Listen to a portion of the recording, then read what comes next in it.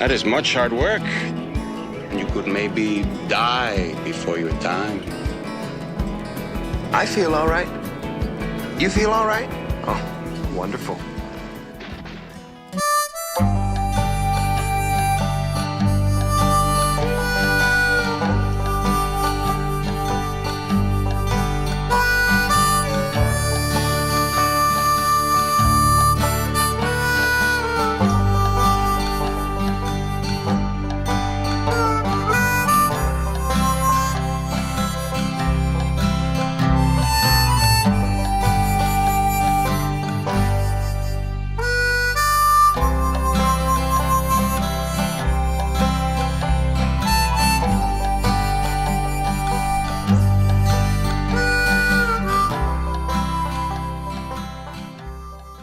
Hello, this is Mike Bell with another little video for the Wild West History Association, and today I'd like to discuss this man, Kid Curry. One of the most notorious outlaws in the history of the West and associate of Butch Cassidy, the Sundance Kid and others. Kid Curry is probably best known to the general public for being portrayed by actor Ted Cassidy in the film Butch Cassidy and the Sundance Kid back in 1969. Cassidy was best known for portraying Lurch, the butler in the Addams Family TV series. But in the movie Butch Cassidy and the Sundance Kid, he plays the outlaw Harvey Logan. And there is a famous scene, popularly known as the Rules What Rules scene, in which Kid Curry challenges Butch Cassidy for the leadership of the gang. Cassidy, played by Paul Newman, asks Kid Curry what the rules are. Kid Curry, who's brandishing a very large Bowie knife, looks perplexed and says, "Rules? What rules?" At which point, after a bit of interplay, Paul Newman kicks Curry in the sweetbreads. Kid Curry collapses, and that's the end of the non-fight. Then there's the 1970s TV series Alias, Smith and Jones, in which Kid Curry is portrayed by Ben Murphy. Now, that TV series took the bantering buddy formula that had worked so well in Butch Cassidy and the Sundance Kid between those two outlaws and transferred it to the TV series, in which the two outlaws were Hannibal Hayes, who didn't exist, and Kid Curry, who did exist. But Ben Murphy's Kid Curry bears only the most passing of resemblances to the real man. Other than the name, there is nothing that crosses over between the real outlaw and the Ben Murphy character. And some may know Kid Curry from the works of historians such as James David Horan, who in his early work portrayed Kid Curry as the tiger of the Wild Bunch and a pathological killer. Now, Curry did indeed lead what became known as the Wild Bunch, and he was a killer. But whether he deserves that level of reputation is a moot point, which we'll examine as we go through this little talk. So who was Kid Curry? Well, Kid Curry was born Harvey Alexander Logan in 1867 in Richland Township, Tamar County, Iowa, according to census records. He was the son of William and Eliza Jane Logan. And he had four brothers and a sister. James was the oldest brother, then came Henry, known as Hank, then Harvey himself, then sister Allie, then Johnny Logan, and finally the youngest of all, Lorenzo Dow Logan, known to his brothers in the world as Lonnie Logan. William and James Logan disappear from the lives of their children and their brothers pretty early on, as does Eliza Jane Logan. It's possible she died in childbirth, but we don't really know much about what happened to the Logan's parents and their older brother. By about 1880, the remaining Logan children can be found in Dodson, Missouri, what was then a little township south of Kansas City, now long since absorbed into the Kansas City sprawl. They were living with William and Elizabeth Lee, their uncle and aunt, Elizabeth being the sister of Harvey Logan's father, William. Sometime in the mid-1880s, the Logan boys left home, as did so many young men at the time, and headed west. Evidence of what they did in the next few years is a bit thin, but they reappeared in the late 80s, early 90s in the mining town of Landusky, Montana, which is about 150 miles east of Fort Benton, not far from the Milk River, and sits in the Little Rockies. The Logan boys may have travelled through Texas and Wyoming. They may have worked on ranches there and driven cattle north, but that whole area of their lives needs much more research. By the time they arrived in Montana, however, they were calling themselves the Curry Brothers. Now, legend will tell you that they took the name Curry from this man. This is outlaw Flatnose George Curry, a Wyoming outlaw.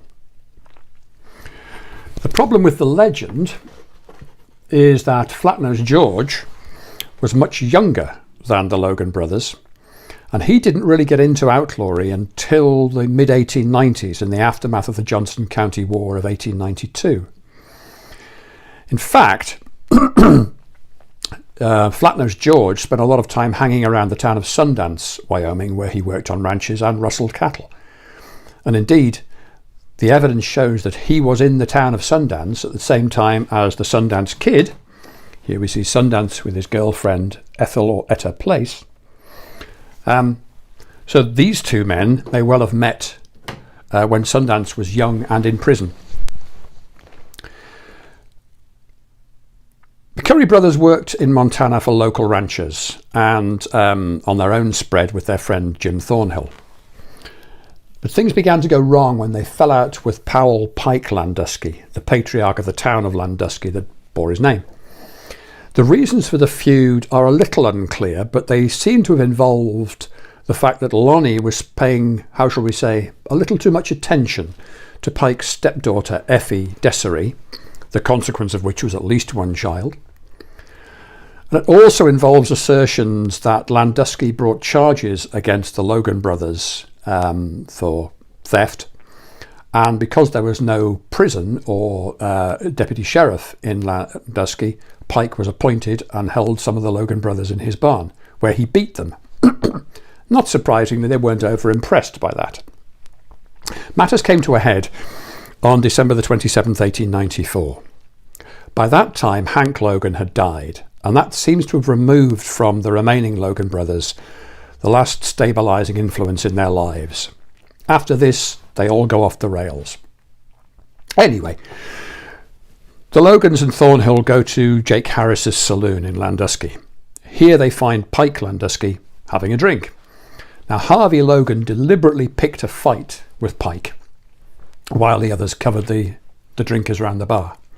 Harvey pounded Pike until he gave up. Pike wasn't helped by the fact he was wearing a big bearskin coat which hampered his movement.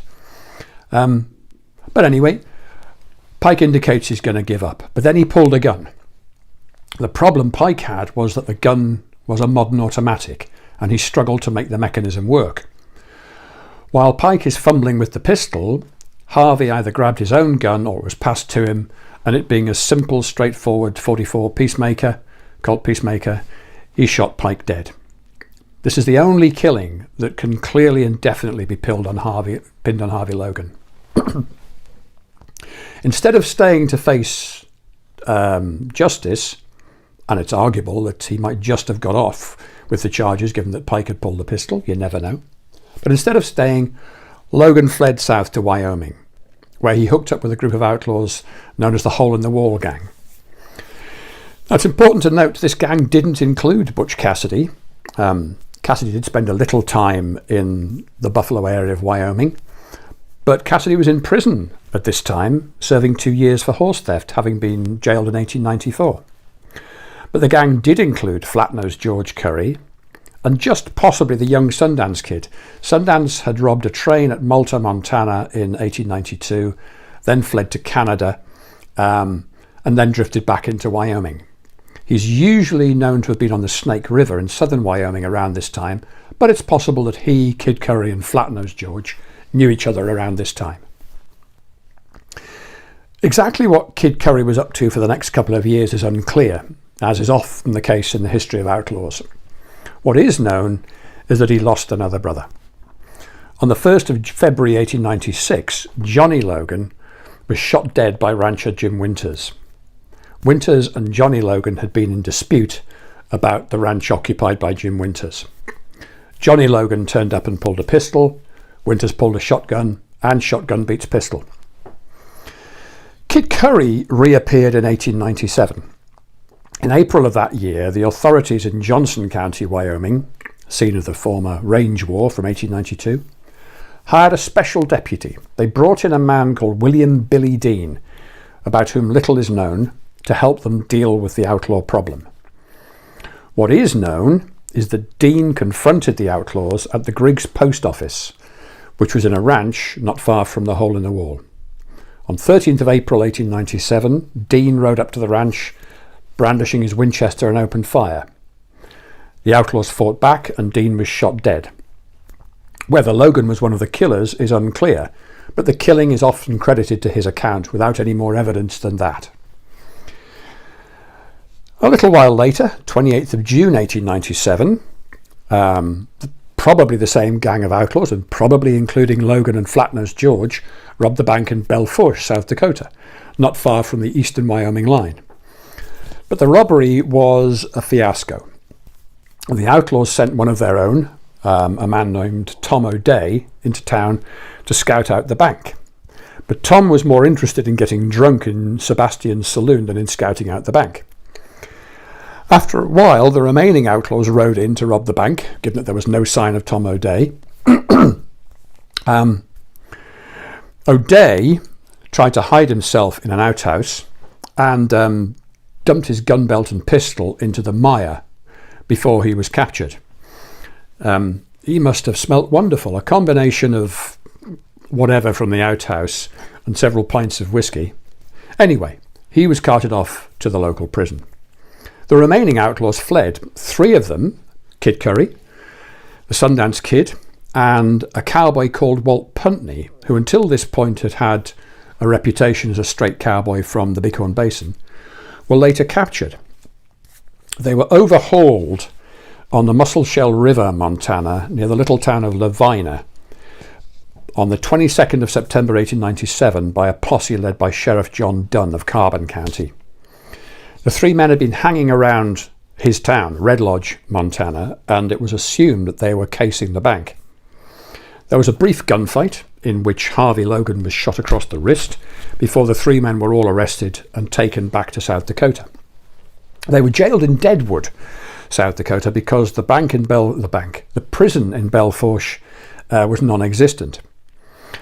The prison in Deadwood didn't hold up much better either. On the 31st of October, the outlaws broke out, along with Tom O'Day, who by this time had recovered from whatever stinking hangover he had. O'Day and Puntney were promptly recaptured. They stood trial and somehow were acquitted of the robbery. Logan vanished. He may have met up with Butch Cassidy and his buddy Elsie Lay, who by this time were hiding out at the WS Ranch near Alma, New Mexico. Then there was a series of train robberies that proved to be the high point of the outlaws, who came to be called the Wild Bunch. But they were disastrous for the outlaws and, sadly, for local lawmen. The Union Pacific was attacked near Wilcox, Wyoming on the 2nd of June 1899. The express car was blown open and currency rained down from the skies, but currency with the corners burnt off. Then the Colorado and Southern was attacked near Folsom, New Mexico on the 11th of July 1899. And a year later, the Union Pacific was attacked again near Tipton, Wyoming on the 29th of August 1900. Now, in the aftermath of the Wilcox robbery, Sheriff Joe Hazen was shot dead by the fleeing train robbers. And in the aftermath of the Colorado and Southern train robbery, New Mexico lawman Sheriff Farr was killed in a gunfight at Turkey Canyon. In both cases, the killings were attributed to Logan, even though it's unlikely he took part in the Folsom robbery and the killer was probably Will Carver or another man. Now, he may have taken part in the Wyoming robberies, along with Flatnose George, but again, the evidence that he was the killer is weak. But time was running out now for the friends of Harvey Logan. The money taken from the Wilcox robbery was easily identifiable, and the banks and the railroads, particularly the Union Pacific, had brought in the Pinkertons to run down the outlaws. Lonnie Logan, after some adventures in Montana, was traced back to his aunt's house in Dodson, Missouri. A Pinkerton posse joined by local lawmen, or rather a local posse with a couple of Pinkertons, surrounded the house, and Lonnie made a run for it. Now again, in some of the early and popular histories, you'll find descriptions of a vicious gunfight in which Lonnie Logan emerges from the snow brandishing pistols in both hands and charges the posse before he's almost cut in half by rifle fire. The reality was a little more banal. He fled out of the side door of the house. He did draw a pistol but didn't fire a shot. One round from the posse hit him in the back of the head and he was killed instantly. He died in a snow-covered cornfield that's now a lot that sells barbecue equipment. In Arizona, however, there was an ongoing outbreak of outlawry. Two posse men, Gus Gibbons and Frank LaSure, were chasing outlaws in March 1900 when the two men were shot dead on the 27th of March. 2 days later, 29th of March 1900, Deputy United States Marshal George Scarborough was shot from ambush. Again, the killers were assumed to have included Harvey Logan. Then another outlaw went down. Flatnose George was killed in a fight with Utah lawmen on the 17th of April 1900.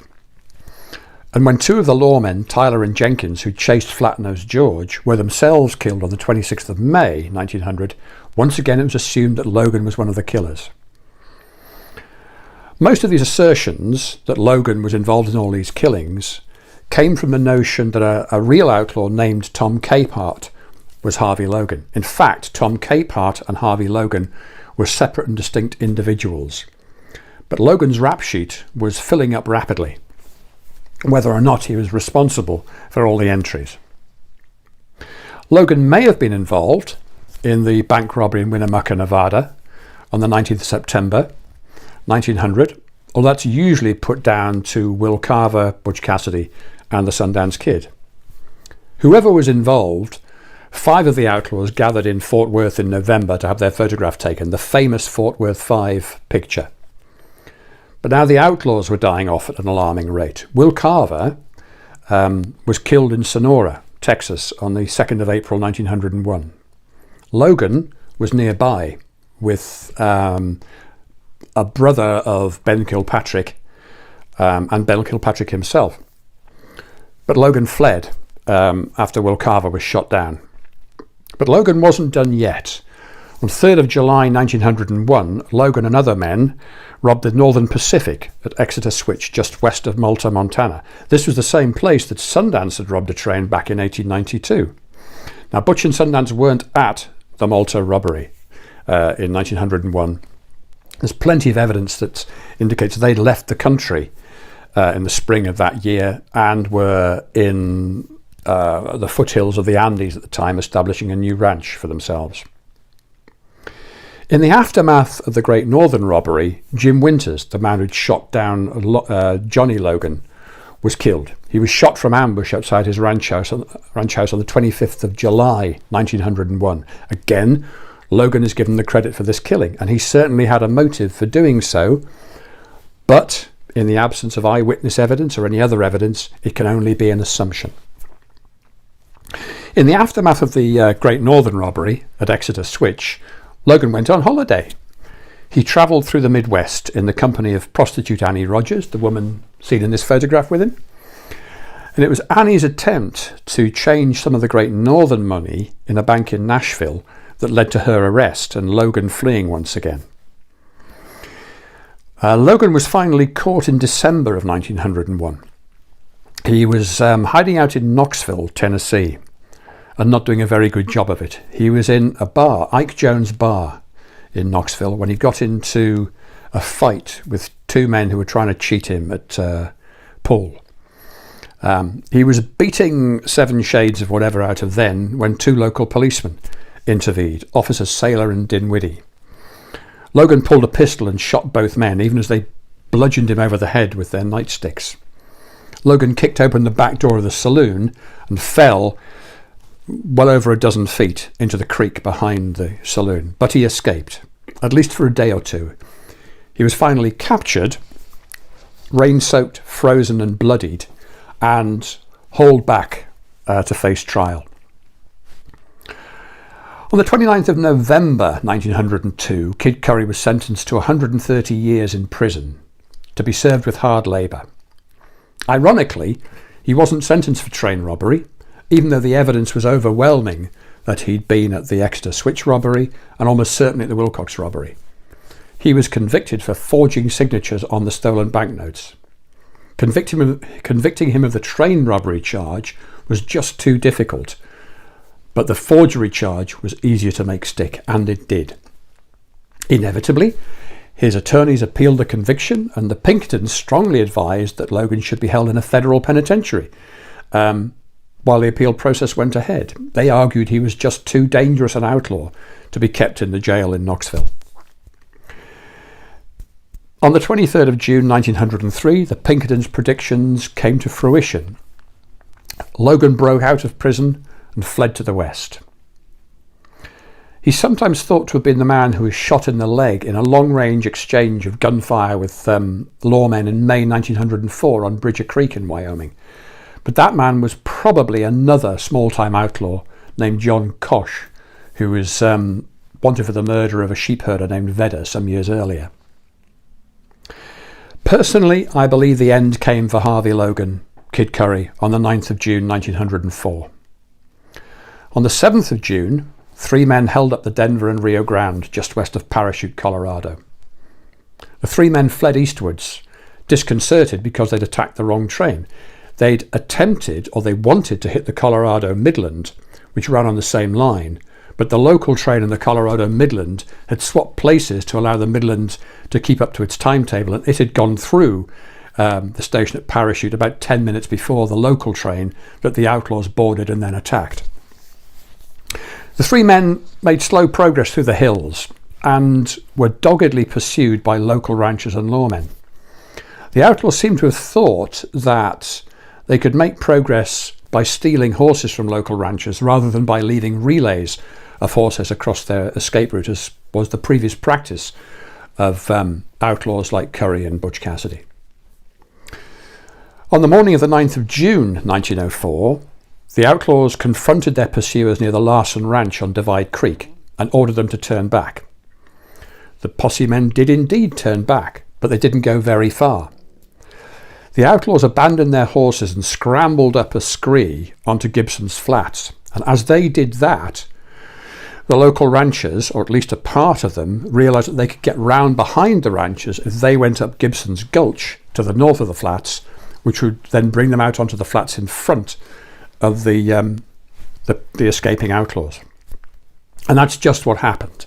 As the 3 outlaws made their way across the flats, heading north, back towards the Grand River, the ranchers emerged from Gibson's Gulch. One of the outlaws opened fire, almost certainly Kid Curry, bringing down at least one of the ranchers' horses and scattering the posse men. One of the ranchers, Elmer Chapman, scrambled to his feet and made a run back towards the cover of the brush around the gulch.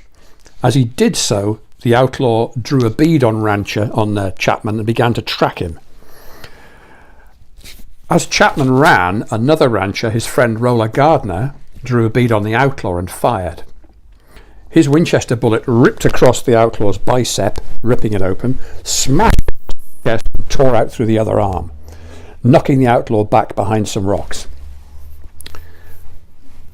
The outlaw was, if not mortally wounded, he was in danger of bleeding out at some point, and he now couldn't use anything but a pistol. The other train robbers called out to the fallen outlaw to ask how he was. He replied that he was all done in and going to end it. Then the outlaw shot himself in the head with his pistol. The other 2 men escaped to the north, back into Wyoming, and were never definitely identified. There was a lengthy debate about the identity of the dead man.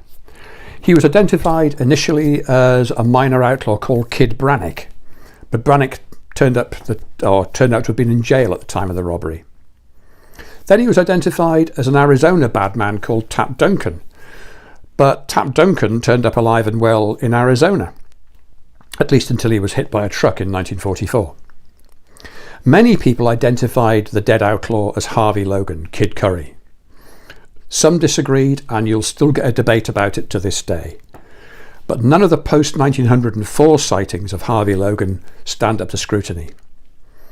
For example, he was alleged to have been involved in the bank robbery in Cody, Wyoming, later in 1904. But none of the descriptions of those robbers match Logan. There are stories of him turning up in South America and joining up with Butch and Sundance at their ranch in Cholula. But those stories turn out to be stories of a minor Montana outlaw named Andrew Duffy, who died in South America, probably at the hands of fellow outlaws.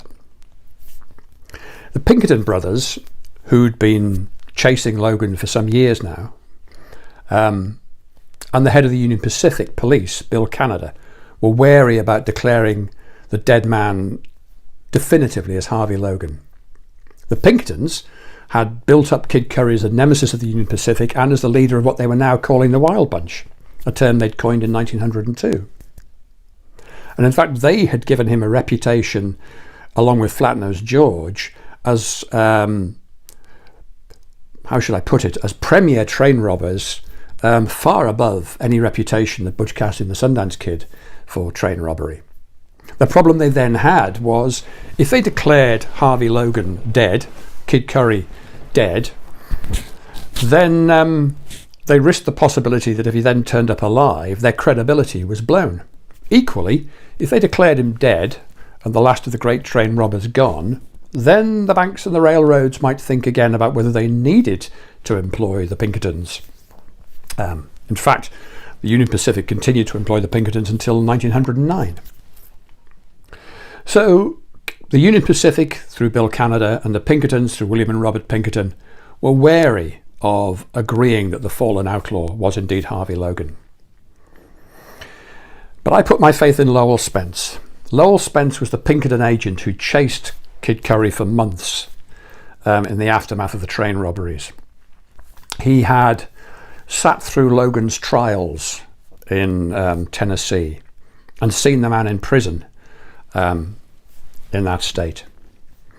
If anyone knew Harvey Logan by sight, it was going to be Lowell Spence. In addition, the Pinkertons, through Spence, arranged for the photographs of the dead outlaw to be shown to the authorities in Tennessee. They identified the photographs as Harvey Logan, the man they'd had in their custody for well over a year.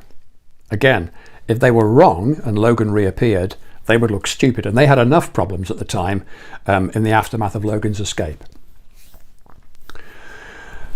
So in my opinion, it was Harvey Logan who died on that lonely flat above Gibson's Gulch on the 9th of June 1904.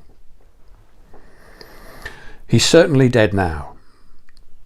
So we are left with Harvey Kid Curry Logan, an outlaw whose reputation certainly exceeded his deeds, but who was a practiced outlaw, bank and train robber, and a killer, certainly, who would not shy away from using his guns when cornered or when he felt that vengeance was warranted. Kid Curry might not have been as bad as he's sometimes been portrayed, but he was certainly bad enough.